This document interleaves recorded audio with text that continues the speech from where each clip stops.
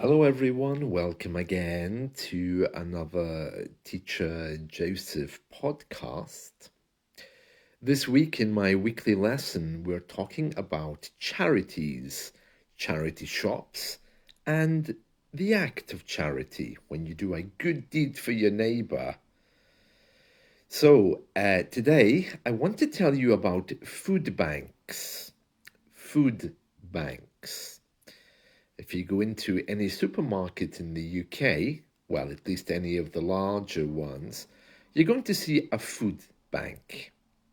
It will be a little box near the checkout somewhere, near the till where you pay, and it will ask you if you want to donate some food, especially in winter time. So a food bank is a special place in the supermarket where it's usually in the packing area where you can, if you wish, donate something you've bought into the box. And then the box is taken away to a food bank. And that's where supposedly poor people go to collect their food. If you're living in Europe, in the southern part of Europe, you might recognize this as something involving Caritas, the charity which collects food for poor people and distributes poor people. But the problem is, though, here, no one is really poor. So it's more like a state of mind. I mean, it's very difficult to elaborate on that, but I'll try to explain. So everyone has cash. Everyone has a mobile telephone. Everyone has a very nice mobile telephone. It's not just a basic one for making calls. We're all on Facebook. We're all on social media. So as well as that, we're all wearing kind of half decent clothes. There's no immediate signs of poverty there. But yet, these food banks exist for those maybe who don't have cash readily available. People who are on benefits, maybe people who've moved to the country, I suppose refugees as well, people who are here who may not have access to cash. I don't know exactly who uses them, but it's kind of a big deal. And churches and religious groups, they usually have food banks. And also, if you go to any main street in the UK, you might even see a clothing bank. If you prefer not to give your clothes to a charity shop to be resold, you can put them in a box. It's like a metal container, and it's called the clothes bank. You can drop them in. It's just like a big metal box. So we do have things around, but the food bank, well, yeah, there's a kind of a stigma attached to this because no one wants to admit that they use the food bank. But it seems that for some people, they're absolutely necessary and a vital part of society. Now, I'm not in a position to judge. I don't know who uses them. And if I really needed to use one, I would be the first person to go along and, pick up what I wanted. So I wouldn't be shy about that. But food banks are very available here, very common, I should say. You can't say very available, very common and available here in the UK. And there's been a recent report in our media that food banks are on the rise. And even the people who operate the food banks, they're usually operated by charities, they are saying, we need more donations. More and more people are coming to us. We're seeing a big rise in numbers, but it's kind of unclear why. Christmas is coming. Lots of money will be going around to buy presents. Lots of people will be buying alcohol. If you go into any shop here, everyone's buying alcohol. So I don't really understand why people need food banks. But clearly, some people do. I mean, I'm not rich, but I manage. And judging by the amount of food I get delivered every week, yeah, I'm doing okay. But yeah, there's obviously an issue with some people here. So that's another type of bank we have, a food bank, also a clothing bank. But most people here are worried more about their data banks, where they're storing their data and their hard drives. That's everyone's top concern, I think, as far as I can see. But there are a lot of poorer people around. Where they are and what they're doing, I don't know, because they're not apparent. They're not in front of me in the streets. But this idea of judging people by their wealth, oh, this person's poor, so they need to have a food bank, it's not right these days, I think, because people are worried about the availability of cash coming in. It's not that they're poor. I mean, we all have money coming in. It might just be that the money doesn't arrive at the right time. That, I think, is maybe one of the biggest problems. And there we are. So that is the story of our food banks. Now, let me just have a look at some of the messages I've had in the last few days from some people who listen to this podcast. Here's one. Dear Teacher Joseph, I found your personal profile on Facebook. Can I add you as a friend? No, go away. Go to my teacher page and you can sign up for that and follow me on there. Who are you anyway? I don't even recognize your name, so no. If you want to be my friend in Facebook, you have to at least tell me who you are. So no. But if you do want to find me on Facebook and you know me, in other words, you've had lessons with me, yeah, I don't mind. I don't post anything on there.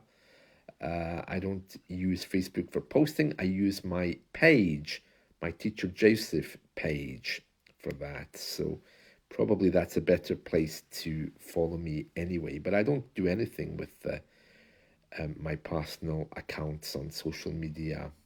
Everything is on my Teacher Joseph page. But if I don't know who you are, then no. What's this? Here's my picture so you remember me. Ha ha ha. Well, you don't look familiar. No, I don't know who you are, so go away. What's this? Dear Teacher Joseph, can you do more grammar in your podcasts? Yeah, I could. Any particular grammar you want? Often I touch upon grammar. We're almost up to 1,000 podcasts now. I think we're at 930, 929, something like that. So if you look through the history of the podcasts, there's loads of grammar ones, especially in the early days. But yeah, I'll definitely think about doing that. What's this? Dear Teacher Joseph, my girlfriend and I have split up after living together for 3 years. Is it possible that you could help me translate this? No, no. Go and talk to her. That's the best thing you can do. So yeah, go and talk to her. She no longer lives in the country. Well, go and find her or, call her.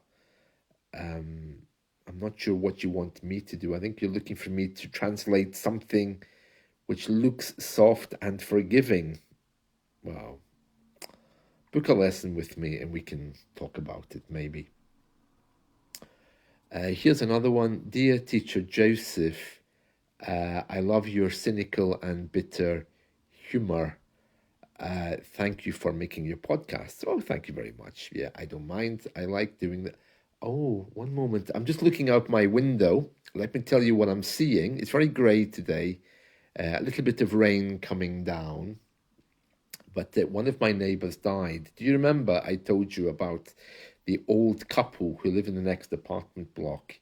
He's 80 and she's 90, and they separated because he was saying that he had enough and he left to live somewhere else. Well, she died, and the funeral was yesterday. Now, it's interesting because the people who all went to the funeral, they all parked their cars on this street because the funeral left from her house. And when the funeral went, they, of course, all went to the crematorium because she was being disposed of there. And then, in true UK tradition, what happens after the funeral is the family go to have a little get together, usually in a local pub or restaurant. It's a way of saying goodbye. I know in some cultures you do it before the the body is disposed of. You know, you go to the restaurant, then you go to the church. Well, for us, we go to the church, then we go to the cemetery, then we have the party. So she was being cremated, burned. So they went to the crematorium, and they didn't come back and pick up any of the cars. And that's because the party after the crematorium, probably they all got completely drunk. That's usually what happens, you know. You say goodbye to the grandmother, whatever, you know, you go to the church, have the service, and then the family get together and just get completely drunk. So I guess the cars are still here because they wouldn't have been able to drive yesterday. And of course, at these events after the funeral, they're generally referred to as wakes. Wakes. I don't know why we call them that, but the funeral wake for this woman was yesterday. And they probably all ended up fighting because that's usually what happens at these wakes after funerals. The family get really upset, somebody says something, yada yada, and then there's a big fight. So all the cars are still here, and no doubt the people will come back today or tomorrow to pick them up. But I just think it's really, really sad. I mean, someone dies and you go and get completely drunk to say goodbye to them. That for me just doesn't make any sense. So I'm looking out the window. It's a very grey day. I can see my rose bush is moving back and forth across the window. I'll need to get that cut. Autumn is here. The sky is grey, the road is grey, the cars are grey, even the buildings are grey, so it looks a little bit depressing, but it's not that bad. But it does tell me that winter is coming. Oh, there's my new neighbour. Yeah, this is someone else that's moved into my streets. I don't know where they're from. It's a man and a woman. Yeah, they're kind of a little bit Latin looking, but they're not South American. I think maybe they might be Spanish. I don't know. I'll have to wait and see if I hear the accent. If they're passing by one day and my window is open, maybe I can hear where they're from. But they're very well dressed. Again, a sign that they're not from the UK. Maybe they're studying here. I don't know. But they seem harmless enough. Oh, yeah, they've got a baby with them. Interesting. Anyway, that's my podcast for today. So I hope you've enjoyed this. So, yeah, clothes banks, food banks, well, you know, data bank. That's what you buy to carry your portable data like a USB stick. And that's another one of my neighbors. Yeah, they're all talking on mobile phones.